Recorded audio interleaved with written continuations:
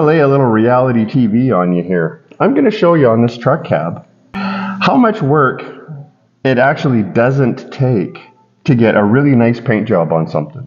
And especially how much work it doesn't take to get a nice paint job on something if I'm not trying to sell you stuff.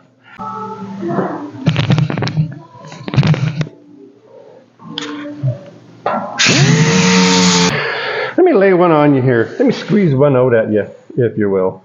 There's been quite a few comments as I do stuff that I don't get into enough details. And I guess I probably don't, because, I mean, I just do stuff. And I figure, honestly, there's 18,754 videos out there showing you exactly what I'm showing you. But let me tell you again, because maybe you didn't see those guys, and maybe you haven't seen me do it either. So I'm going to paint this son of a bitch, this dirty, dirty, dirty girl. It's probably not a dirty girl. I don't know what this guy calls his truck. Everybody refers to their vehicle as a she, and I don't like that, so I don't do that. Regardless, I'm going to start sanding this. Oh, I got to scratch you on the microphone. On account of I want to paint this son of a gun and put this cab on the frame here this week. It's Monday, so that's how it's going to go. So I haven't done nothing here yet. I've primed it, and that's as far as we got. And I got handfuls of here. We're going to get to that in just a sec. So here, this is what we got. Yoink! Now if you get right in here, you can't really see that, can you? Here, let's see if we can endeavor to, does that show you any better? There, look at that. See, now that's orange peel. That's the texture on my primer. There's a bunch of shit in my primer. That's the way it goes. That's how I spray it, all right? So this primer that I use, this is a U-Pol product. It's in a green can, and it's a 2-component primer, just a primer and the hardener, and it's a 4-to-1 mix. So it's thick. It's thick. A lot of people tell you, well, you want to reduce it down because you want your primer to go on with virtually no texture and be really, really smooth. I'm not one of them guys, because you're going to sand this shit anyways. Because I'll tell you right now, my body work underneath this, it ain't a sheet of glass. It's pretty damn good as far as I'm concerned, but it ain't a sheet of glass. So I mix this shit up 4-to-1. Sometimes I will add maybe 10% reducer to it. Maybe. Probably not. Maybe though. Maybe 10%, I mean. Quite often I do give it a little splash because it is a little bit thicker than I want. And part of that reason is that it's just, so when you prime something, you prime half the panel, then you go over and you prime the other half a panel. Well, if you put it on that thick without reducing it at all, then you get like sand. The overspray seems like, where are you? On the other half of this panel. So you prime this side, by the time you get to that side, it really is ceiling stipple. And I mean, that just ain't the gig. So we got our primer on there. I put on 3 heavy coats, and 3 heavy coats of primer, that gives you some mil thickness, mister. Mil thickness. I don't care if you know what mil thickness is, and I'm not going to explain it. It's about as thick as, it's easily as thick as an old Dutch chip box. Used to be. Not the new ones, because they're probably made out of paper now. Used to be. A 90s, late 80s old Dutch chip box. So that gives you a little bit of something. So what I do, Mr. Flashlight, I hold her on the side like this and I cast shadows. And I go back and forth with Mr. Flashlight like this. And usually I'll put my because I can't see shit. So I got to put on my can't see shitterators. And have a look. And then I'll look in the shadows. I don't have any, what I'm looking for, if I'll quit stuttering and stammering around for 37 seconds and get a point across, is I'm checking for pinholes in my filler work that's on this roof. Actually, I don't have a ton of filler work in this roof because it was a really good skin. There's a couple of dents back there that I fixed. Regardless. So I move I'm waving Mr. Flashlight on an angle like this, and I'm casting a shadow. Now the way you just looked at the orange peel, that's because the orange peel was showing up in a shadow. So as I'm casting the shadow, if there was a pinhole there, you'd see a little black dot because the light's going to go across it and it's going to leave a shadow in the center. If there was a pinhole there, there isn't, but if there was, this is what I would do. I have a scratch pad and a pencil. I would give the pinhole where it is a scratch like that, scratch her up, and then I'd take the pencil and I'd circle it.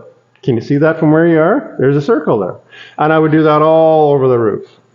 Actually, I think I've already been all over this roof, and yeah, I don't know why, but I don't have any pinholes in my filler. And that is an oddity because, I mean, real world, you get pinholes in your filler. And super quick explanation why. I have found over the years, if you got your body filler done and you fixed the dent and you got that sanded, so you're just so impressed with it that you had to go in the house and go masticate for a few minutes because that's how happy you are with your work. So you got your work that good, but then you blow it all off and there's a few pinholes in it. Son of a bitch. So then you mix up a little bit of putty and you put it over on your pinholes. You let that dry up and then you go in and you block that off. Now what do you got? Because as you block your putty off, you also block down the filler around your putty. So it's going to be a bitch to get that straight again. And as you try to get that straight again, you just screwed up your perfectly bitchin' straight piece of glass bodywork you just did. You're better off, in my opinion, it's just me, and I'm just some dumb dickhead, you're better off to wait till you're in primer and then do this. I scratch it up like that because if you use a scratch pad, it's going to get in and around where that pinhole is. And then I would mix up a little bit of putty and I would fill that pinhole in now. And then when I'm doing my first block on this primer, well, you're going to knock that putty off with the primer. Primer's very soft, as is the putty. This is a urethane product. Putty's going to be a polyester product. But they both have a lot of solids in them and not very many resins, and they stay very soft. The more resins in a product, the harder it cures up. The less resins and more solids, the softer of a product it is to sand. I should have stretched that out for like about a 45-minute explanation, shouldn't I? So anyways, that's what I would be doing here, but I don't have a single stinking pinhole in this roof, and if you pat me on the back, could you? Because I can't do it. So that's where I start. So then I would do that, puts a little bit of putty here and there on my pinholes, then I would let that dry up good. Let it dry up good. Because if you don't let that dry up enough, it's going to want to peel right off the primer. You don't want that. And don't worry about it peeling out of the inside. Don't worry about it popping out of that pinhole. It ain't never gonna. I know of cars that I did over 20 years ago, and I've seen the cars. Like, I didn't see them yesterday, but I've seen them in the last year, 18 months. And I know the dudes. And if something like that would happen, well, then it would wind up being a little pimple or something like that. You would start seeing your paint as that little piece of putty starts to work its way out. Nobody said, hey, my paint's getting pimply. So it works. That's what I do. That's what I've done. So that's my first step in blocking. So I've already done, this not that much later, but it's a little bit later. I've already done that half of the roof because I wanted to charge, am I even on? Because I wanted to charge my microphone up to make sure it had enough cheese in it to get through this without it dying. So what I do when I'm doing this, here's a little, what is this? An overview of what I'm going to use to do the roof. Now I got one of these here. See this? This is old. This is so old. I don't know if you can see this. But the original rubber has wore off of this years ago. And I used to work with a hunter. So this piece, that's a cut of a deer skin that I glued to it. And then I glued Velcro to that because I use Velcro paper. So that's how old that is. I have had this since I was in my 20s. And I'm well past my 20s now. I've had this over 30 years. It's just a piece of aluminum. It doesn't, I mean, that's not giving you the, see, it's a piece of aluminum and it's screwed to a hunk of wood. Got one of them. Everybody hates these. I have two of these. I got this one and then I got one that's about that long. I like these. Everybody says, oh, don't use the Dura blocks to get it straight because it's not going to get it straight. Well, no shit. Look at the curve. Can you see that? Am I getting you? Are you smelling what I'm stepping in here? Yeah, it's got a curve to it. You see this? It's got a curve to it. What are you going to use to block a curve? Maybe one of these. Huh? You bunch of pecker woods. So yeah, but you know, just a minute now. If you did want to try to get something straight to this, look how hard it is to make it straight. Oh, hey, that's pretty straight. Oh, it's curved. Oh, that's pretty straight. It ain't, I mean, you put it on the surface, and if you put some pressure in the middle of it, huh? Anyways, I don't really use it much on flat, straight areas. I use one of those if it's this small. This isn't a real big surface. So I got them, and then I got this guy. Here, this is so old. You've never seen that before. It's the old cop hand schleifer. When these guys came out with these blocks, this is German. Nobody here made anything like this. The best thing you had on this side of the pond when they made this was, I think, 3M, Blue Point, I don't know. Somebody made, you know, the skinny rubber block, the 5-inch block. So they started making one that was 8 or 9 inches long. You either had that or a board, that was it. This guy takes a full half sheet of sandpaper. So it's a little bit longer, and yet it's wider. And it really covers a nice surface area, and it's hollow plastic, so it's light. And, I mean, if you're going to do a lot of wet sanding, you can drill it full of holes there, and then drill a bunch of holes in there like I did, and you can dunk it in a pail of water, let it fill it full of water, and use it for wet sanding. Okay? That's how long I've had that. I've had this damn near as long as I've had that. So that's it. That's our arsenal, our arsenal of blocks. I don't have one of them boxes with all the sheets of plastic in it that all the different guys on TV sell you for $800 because I don't believe that you need it. At some point, you're going to see the longest thing I have is before they came out with all the sheets of plastic, I got a big aluminum bar made. Well, I didn't make the aluminum bar, but a big hunk of aluminum. I don't remember where it was from. And whatever they were using it for, the son of a bitch was milled right dead flat on one side. I don't remember what it was for, but it was already milled right dead flat. So I've got it cut, and it holds 2 longboard sheets of sandpaper. So however long this is, it's this long. That's how long it is. And I got a big handle on it. And it's hard on your shoulders. But it's dead straight, and it's this long. I did that. There was no such thing as all these big kid blocks and all these, who are all the other ones? I don't know. There's all kinds of them. Google $1,000 sanding blocks and you'll find 10 different makers of plastic shit that you can buy.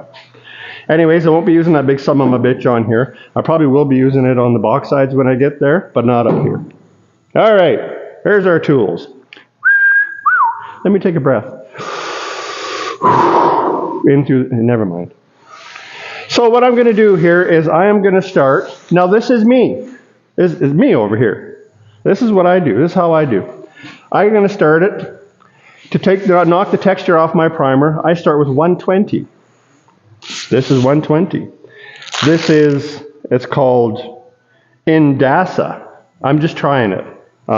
It comes on a roll. So far, I don't mind it. One of the reasons I've always used carborundum paper, one of the reasons I got away from the carborundum paper is whatever they've been doing in the last bunch of years to sell more paper, I'm not happy with. Because you take that carborundum paper now and you go 2 swipes, and if you got 180 on there, after that second swipe, that just turned into 240 grit paper. And the more you use it, the finer it gets, and that pisses me off because the shit costs a lot of money for a sheet of it. And this Indasa shit, when they figured out how many feet were in a roll or inches versus how long a board sheet of carborundum was, it come up to be 2/3 of the price. Maybe not even that much. All right, enough of that. We got a little round line in here. Can you see that? Yeah. So what I do for something like that is I take the paper and I hang her off the edge. Okay? Give her a 1/4 inch or so, and then I give her some of that. Now what that's going to do for you is that's going to give you a soft edge on there. Because if you leave it on the edge of there and you start cutting into that, well, that's just like a razor blade cutting into it. Whereas this, you can roll that edge in and out of this curve. See what I'm pointing at there? Are you close enough? Do I need to move you? Probably should anyways, hey? Here. What do you think of that? Oh, steady, easy. No, actually this is better. Hey, there we go. Now let's drop it down. Alright, so I got my edge folded in. That's a curve. So what I'll do is I'll take it and roll it in and out. Now the reason that I start with the 120 is it's quicker. I'm gonna go over just a few things on here that is gonna be the reason that, without patting myself on the back, this video should go viral, because I'm gonna show you what it takes. And I mean, there's a lot of people out there, channels, businesses, companies, trying to sell you stuff usually, that they add so many steps to it that the biggest reason that they're doing that is to take Just throw a number out there. They're just trying to take a 30-hour job and turn it into 73.5 hours so they could charge you more money. And then they can say, oh, but look at how amazing we are. Look at all the shit we do. Look at what we had to go through to get this. Look what we had to go through to get this car to look like this. You didn't have to go through all that. You just didn't. I'm going to do this. I'm going to hit it with 120, then 180. And on this job, because I don't like doing $200,000 paint jobs, I've done stuff that's got to be amazing, and I don't like it. I like to do something that you can happily pull up a lawn chair behind it at a car show and be happy with what you're sitting behind. 120, 180 on this particular job. The majority of it for my finish sanding is going to be 320 on a machine, and then it'll be some 400 by hand. That's it. That's it. No 6s, no 8s, no wet sand, that's it. So we're starting with the 120, and the biggest reason for the 120 is to knock the texture off. As you're blocking something, the straightest that it's ever going to be, and this starts in your filler work, is with your roughest cut of sandpaper. The first time you saw that off of there, that's the straightest it's ever going to get. After that, you're just working with sand scratches. Now, when you're doing this, as you're digging in here, I don't know if you're close enough and you can see this, but as that texture is coming off, you can see that. Can you see the different colors? Now, with that different, now I know that I don't think I did any repairs along this side. It's been a while, I don't remember, but I don't think that I did. But in the steel work, so you can see, that's a little bit of a high spot. Not really high, a little bit lower. There's a little bit of a high spot. Lower, a little bit of a high ridge. I mean, the majority of that's probably just how the roof is stamped. But you can see that now. So you don't need to guide code it every 3 stripes or anything. And once you learn see what you're looking at,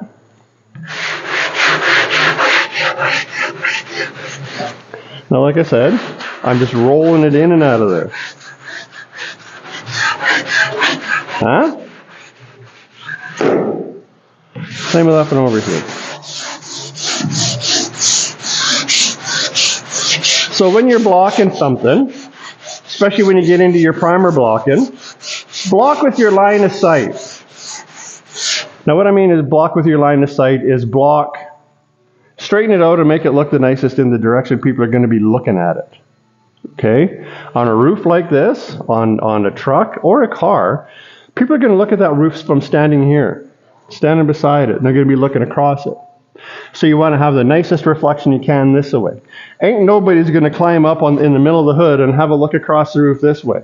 So believe it or not, you can be dead straight in one direction and you can have some ripples in the other direction. It's a weird thing, but it's true. There ain't nobody's going to be standing up on the hood looking this way across the roof. So the most important visual aspect is from the side, because they walk on the side of the car. Oh yeah, look at that. That's nice. Right? So that's what you want to me, that's what you want to concentrate on is, that's why here, I'm going this way, because this is going to catch the light going this way. And as you walk down the side of the car, you're looking down this ridge this way. When you get to here, all right? I'm telling you. So here, we'll go in this direction. You know, fatty cakes, scram, beat it. Come on, get out of here. Go. Get. I don't like cats breathing dust. I'd be wearing a mask right now too, but I got a lot of jibber jabber to do here. Now we'll get to the point, you can see how quickly those shadows are disappearing, yeah? So that tells me that a couple of more swipes and that's going to be gone. Now you don't want to carve too much off with your 120 because I'm not repriming this. This gets primed the one time that it's been primed. I have not already blocked this and reprimed this. You've seen this truck sitting in the background if you ever watch any of my videos. This thing just sits in the background. It just sits there. I haven't been working on it and repriming it and blocking it and repriming it. This is it. So when we get up here, now here's the second thing. Now I just don't even get this part. And this is another reason why this video should go viral. Not because I'm awesome, just because these are facts. Now you see these guys that are trying to sell you their blocks, and I'm not going to name any names, but I've seen this 1,000 times over. Everybody takes their long sanding utensil And they put it on there. Here, just a sec. Let's do a real demonstration here, right? There's our board. Can you see that? Is that in frame? Here, just a sec. Yes, it is. All right. So here's our board. Our board is that long. Okay? That's how long our board is. So now, you take your board, and everybody says, this is one of the things they tell you, is to sand in a crosshatch. Well, that's not a new thing. That's an old thing.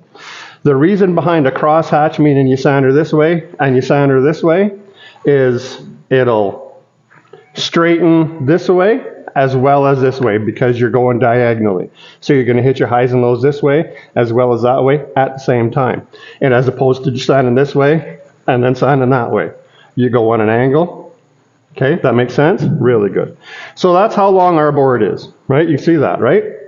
So you take your board that's that long. Now to me, instead of sanding like this, I take my board and I give her a little bit of an angle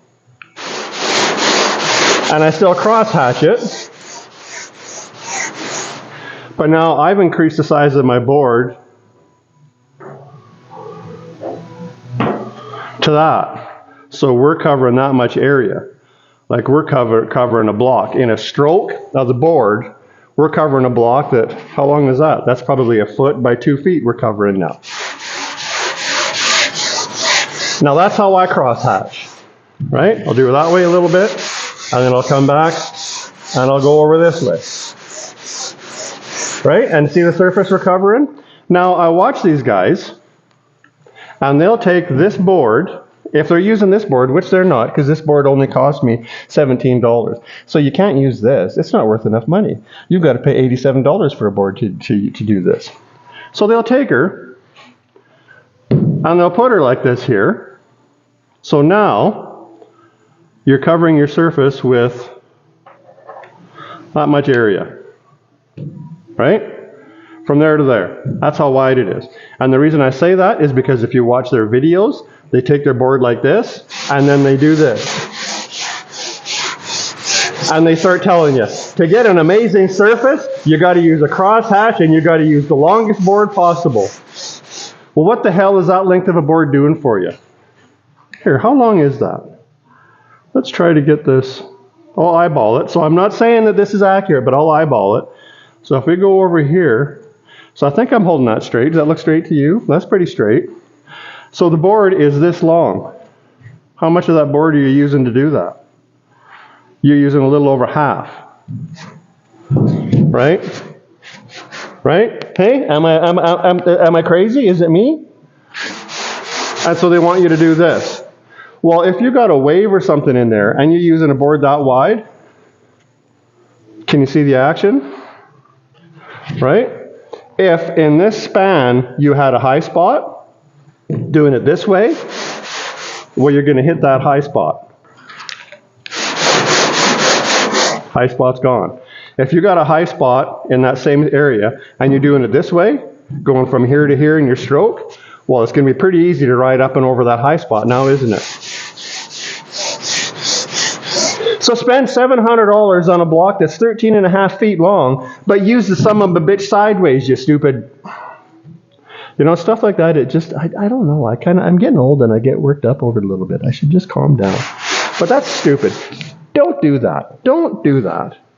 It ain't doing you no good. I've got to get rid of my pencil because we don't need to be drawing. See, and if you're doing something like this, if you're telling a story to somebody, use a pencil because it's lead and you'll just sand it right back off there again. Don't use a felt or something because once you cut a scratch into there, that felt might soak into that scratch and you may never get rid of that. So anyways, our crosshatch sanding with 120 grit paper. That's what I do. Something else to be aware of when you're sanding it. Now, I don't know if you can see that. Can you see that? No, I'm exaggerating. Oh, it's even weaker there. It's just the way it goes. It's just the way it is. The panel's straight. It's just a weak panel, right? So now, see that moving? So now if you push too hard on your sanding utensil, I don't know if you can see that from my angle. I can see that dipping in and out. So if you've got a high spot that's doing that, and you're sanding it, and it's dipping in and out while you're sanding it, Every time you go over it, you're pushing that high spot down. Does that make sense? Because that's what you're doing. So I hope it makes sense, because that's the way it goes. You're pushing that high spot down.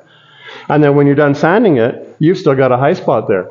You just sanded it until you're blue in the face. You drooled and slobbered all over the place. You're Armstrong on that thing so hard trying to get rid of it. And no matter what you do, you got a high spot. That's why. So what you got to do really is, it takes longer, but you just got to watch it. And like, I'm not putting any pressure on this at all. And you just got to let her flow.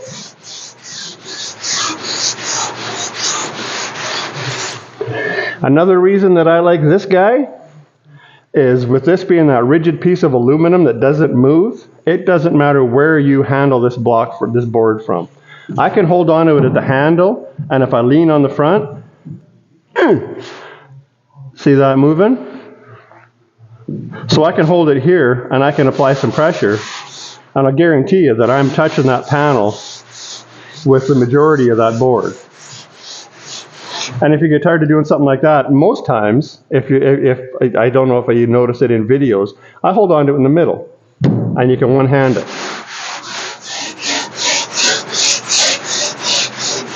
Because I know that them plastic boards, I've never used one, so I shouldn't say that I know, because I don't know, but I assume that if you're not putting even pressure on it, you're probably not making even contact with the surface.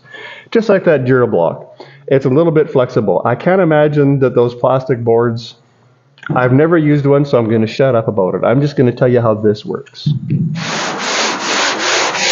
I'm going to sand the entire roof with 120. And if you can see up here, I'm going to do it until 99%. Can you see the difference in color? Now the light color is me knocking the tops off the orange peel. The dark color is the valley of the orange peel. So I'm going to take it until 99% of that orange peel is cleaned off of there. And then I'm going to switch to 180. And I'm going to start again. You know, there's so much shit that I could explain that's just that I just do.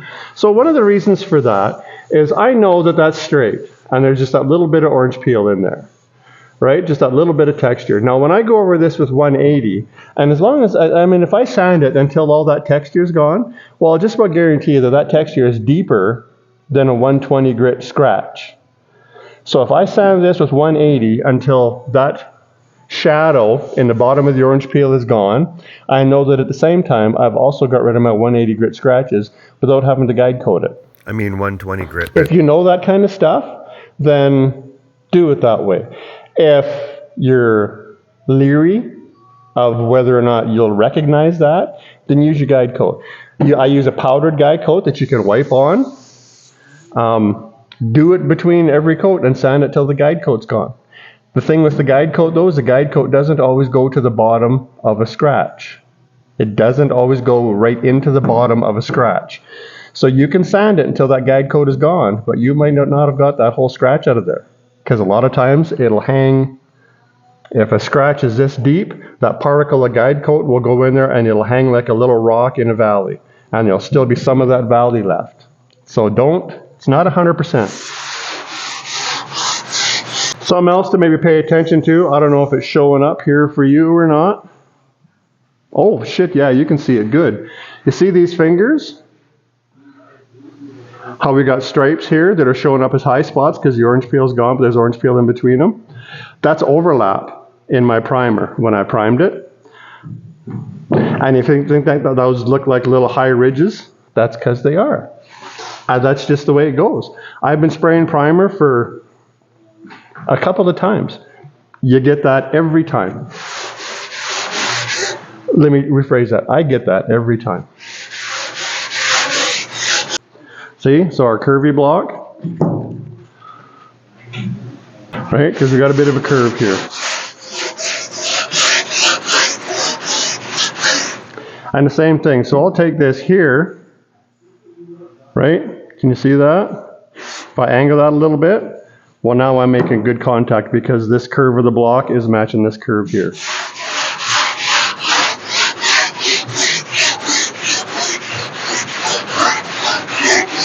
There's a lot of visual involved in your first little bit of blocking on primer, Look at how your scratches are hitting that first few strokes of primer, and that'll tell you what to do with your tool, whatever you're using. I don't give a shit if you tape a piece of sandpaper to a phone book and sand your car with a stinking phone book.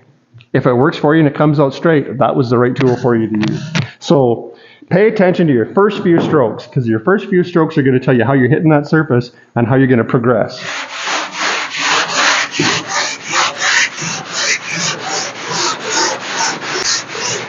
I wish that somebody would have verbally taught me this stuff, when I was learning how to do this. But I learned how to do this so long ago and in shops where it was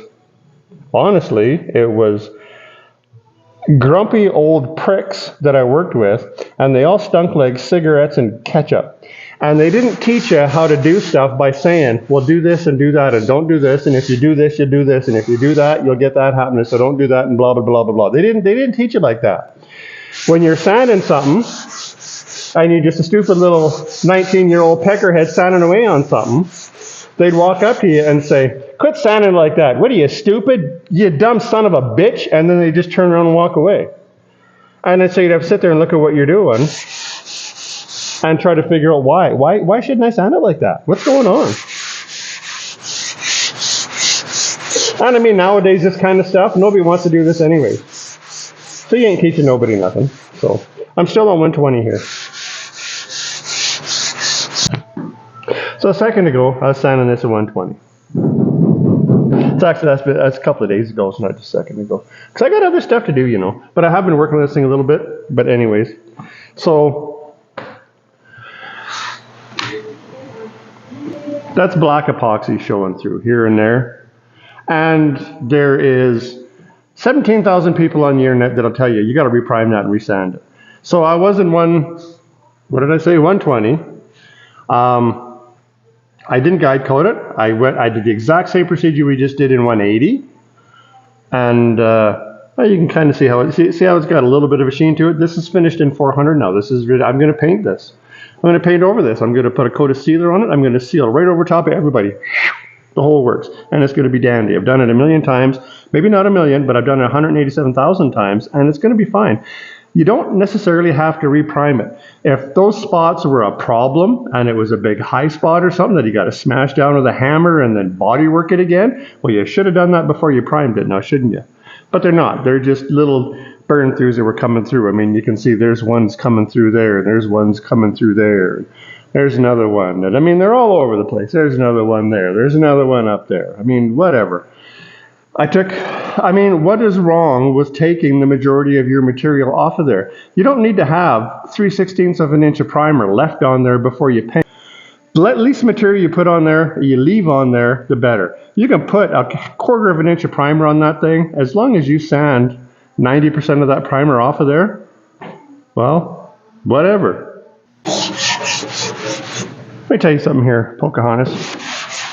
I ain't one of them guys who I've started a company where I'm selling a bunch of shit. So then I'm telling you how you got to do stuff, and then the only way that you can do the stuff that I'm telling you how you got to do it is to buy the stuff that I sell so you can do it. That ain't the gig here. I'm showing you the real world. This is it. I mean, this is the way it goes. This is for real. This is, how many more times can I say it? This is the way it goes. Not everybody does it this way, but there's a lot of different ways to come to a similar end result. You know what I'm saying to you? So this is 180 I got here. I'm going to get her to this point here where we're at, and I can tell by looking at that these couple of low spots I got, they ain't nothing. They ain't nothing but a thing, and they ain't even a thing. Part of what you'll learn as you do this is you'll get to learn your audience, what you're looking at, and the part of the vehicle that it's on. Because you don't need to, here, let me show you something here. You see all that shit back there? Now the box on this truck will run probably, I'm going to guess, 1.5 inches or so below that lower body line there. That's where the top of the box is going to be. And the box ain't but that far from the cab. So is there, get off my finger, would you? So is there any point in me taking a little block and block sanding in between all of them little teeth, all them little, the little fence, all the hoojumafuzzes in there? Oh, some of them a bitch, quit kicking the camera around, would you? Is there a perk to that? Is there any point to me going down even further? Down to the bottom down there? And is there any point to me making that all laser straight down there? No.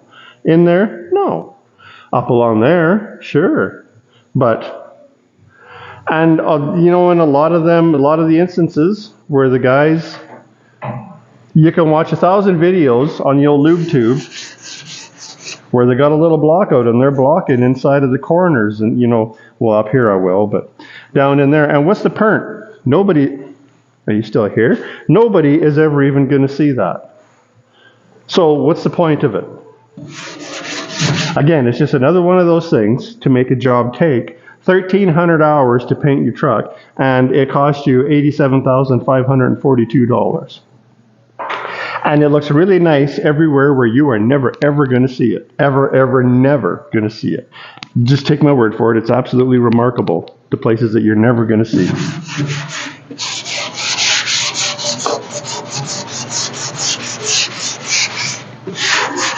I don't want to do work like that because it sucks. It's nice at the end, but it sucks. All that kind of work like that, it takes years off of my life doing it because it's stressful and it sucks. See again. Now you can see in our shadows, in our texture, that we're pretty good here. A little bit low in there, so I'll work that a little more.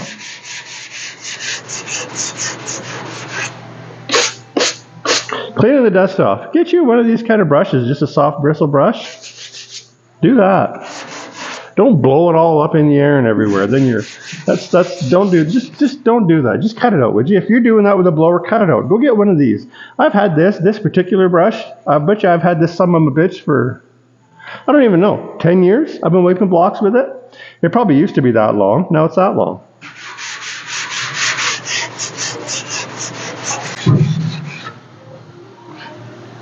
So when you're doing stuff like this, so here we got a corner this way and a corner this way. Do you know how nice this has to be? The light, the only reflection you're ever going to see in all this kind of stuff when you're looking at it, because the reflection is what's going to show you how nice the surface underneath is you're going to see a little ball of light on there. That's all you're ever going to see as the sun dances over that. If it's got a ripple and a hump and a lump and a titty and a boner and then everything else hanging off of there, you'll never see that titty that's on there because the light's never going to focus on it. You're never going to see it.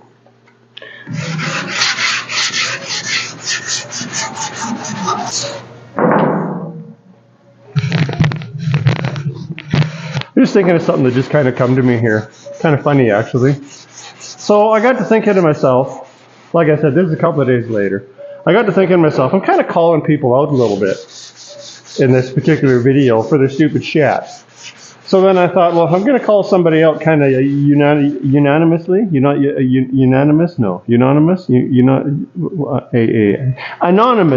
if I'm going to anonymously, I'm not anonymous, but they're anonymous, whatever, holy hell. If I'm going to call somebody out on their shit, maybe I should watch a little bit of their shit to make sure I'm just not talking out of my ass. So I watched a little bit of, I think maybe it was a little TikTok thing or something that these guys did. And they started talking about panel gaps because they sell a little thingamafuzz, a little hoojamadoo to make sure your panel gaps are all the same.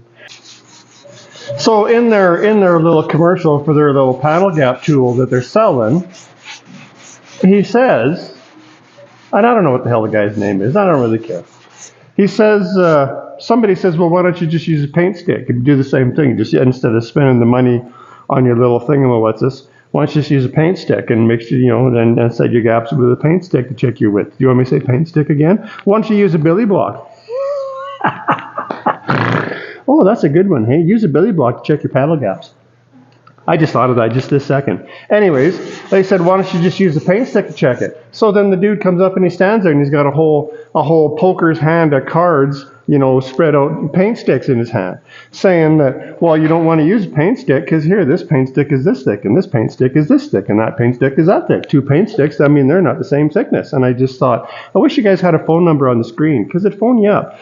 And I'd say, listen, you dumb son of a bitch, why the hell would you think that somebody's going to use a different paint stick to check every different gap on the car? You got 15 gaps on the car, so you better go buy a whole bundle of paint sticks, because you can't use that same paint stick twice. Wouldn't you think you'd use the same damn paint stick and go all the way around the car with the same damn billy block to check all your gaps? You'd take your high-tech sanding tool from this gap, and then you'd go to your trunk gap, and then you go to your other door gap with the same stick, wouldn't you? Or would you? Would you or wouldn't you? No, apparently you'd get 15 sticks and a yardstick and a stinking... You know, it just kind of bugs me when people just make it out that everybody else is so damn stupid, because that is just stupid. Stupid. Stupid, stupid, stupid, stupid, stupid. Anyways, when you're doing a whole lot of blocking like this, that gives you time for your mind to wander a little bit, and that's where my mind wandered.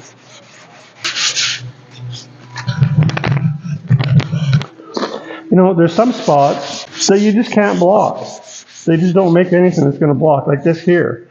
I got a curve here, and a curve here, and a curve there. Well, how do you block that? I mean, you don't. Old Bad Chad, I don't know if you ever heard of him. Old Bad Chad. He's a Canadian dude. Anyways, he was in the States, and he toured some shops, and he went to, I don't even know what the hell the guy's name is, but he went and toured a shop where they do the body work on hot rods. And the dude had, and now I don't remember, and I'm probably wrong, 13, 17 maybe? He was in the teens. America's Most Beautiful Roadsters. That he did the body and paint on. And they won, I mean, he's got the big plaques on his wall that, you know, picture the car and it won America's Most Beautiful Roadster. So anyways, he tours this dude's shop down in the States, and I ain't never heard the phrase before, but they're talking about blocking areas like this on these old round hot rods. And he said what they use on a lot of that stuff. So I got one of these guys here that I like. Hey, look at that. You can just crumple that little bastard, the little prick, right up into a little ball. Little son of a bitch. I like this little dude. I just like squishing it. Stuff like this, they use. See, this thing, you know, you can make it curvy. Anyways, I'm just jumping all over. They use, and I never heard the phrase before, stink block. And when you sand it, so he said I heard him say it's some kind of an insulation. And it's like, I don't know what it's like. It's like a foam that's made out of Captain Crunch. Hey? Captain Crunch cereal. It's like a great big hunk of Captain Crunch cereal that he's sanding with. And I believe that they do it in their initial sanding, so I'm guessing that it's probably somewhere, leaves a scratch somewhere in the vicinity of 150 to 220 grit, somewhere in that ballpark. And as they sand it, as you sand the surface, well, the hunk of stink block, the hunk of Captain Crunch cereal, it sands as well. So the two kind of conform each other.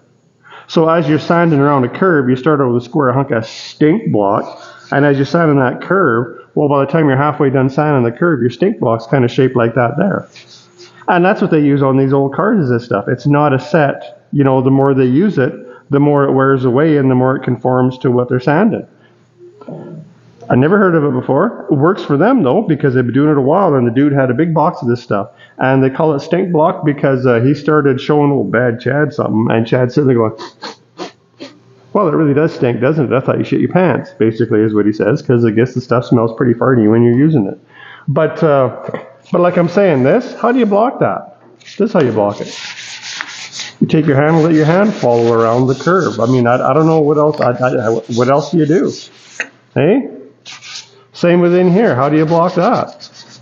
You just take your finger and put your sandpaper on your finger, and you just kind of get in there and do stuff. Same as I did the same thing up here. Well, this is the same way. It curves this way, and it curves this way, and it kind of curves that way. Well, how do you block that? You just run your fingers around it. That's when this finger comes in handy, this one here, that curvy bastard, because that gets right around there.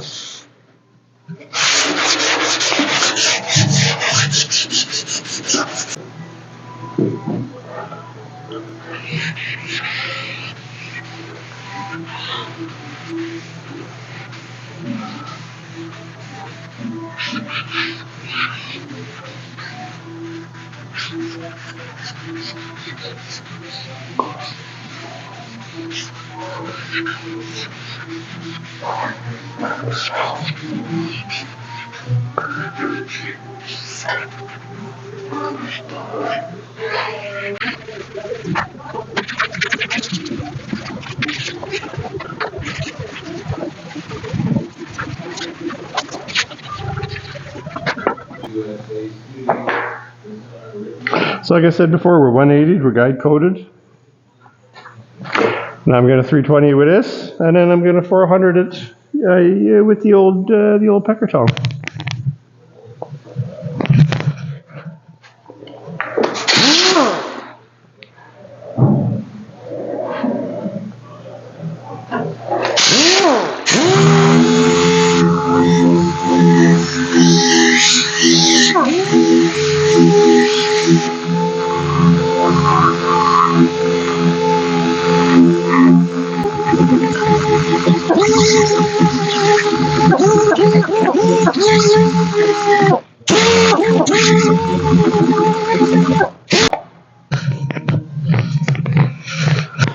If you're going to try this and you're going to try using a sander on primer, start the machine on the surface. Because if you hit the surface with your pad spinning like that, that's just like hitting it with a grinder, and you'll see a scoop of dust go right off of there, and you'll just shave it. Also, I always, if I'm sanding primer, always, like I've got this really soft pad, I wouldn't suggest doing this unless you got a soft pad. I mean, when I'm sanding, I don't know if you can see that from your angle, but I mean, it takes me no pressure at all, and that pad takes it up, so I can go over around like this. If you go over around like this with a hard pad, you're going to cut it and cut it and cut it, and it's going to be like a diamond. It's going to have 15 different edges going around that curve. Whereas with the soft pad, it doesn't. It's just a nice round curve. And the same, watch your body lines. If you got a body line and you're trying to do this, hit one side of the body line till you can see it, and then hit the other side of that body line. Don't go back and forth over it. Don't go. Be aware of it. Hit it one way, hit it the other way. I don't recommend doing this unless you've done it before, or unless you're prepared to reprime the surface because you just flushed it down the toilet.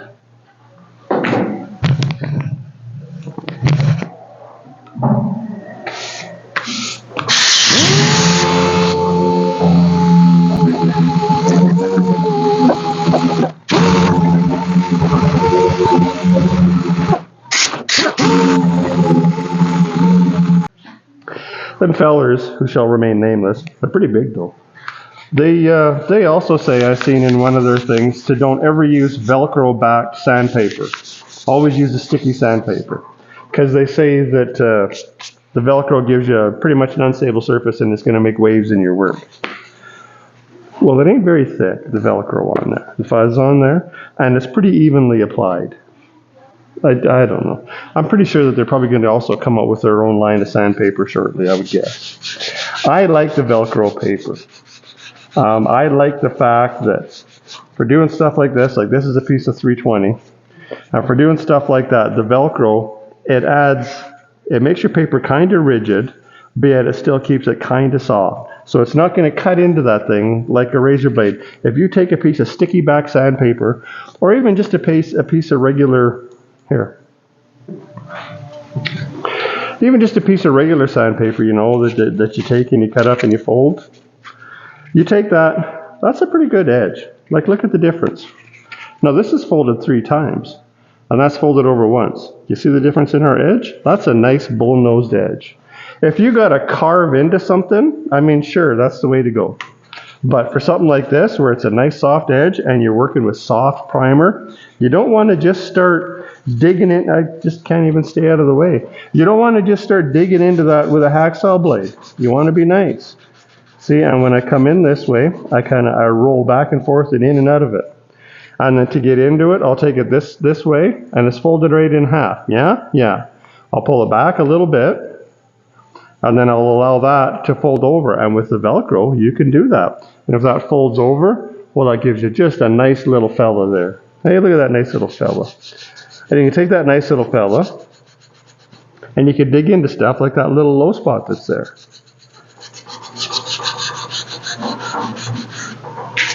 Hey, see what I'm saying to you? This is the kind of stuff that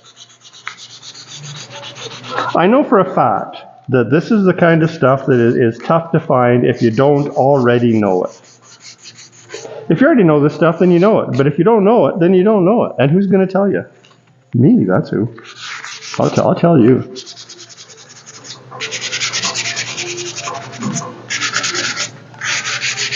So I got a bunch more to do here.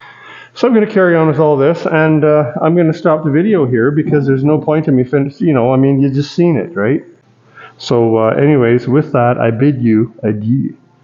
And again, if you watch this far, good for you.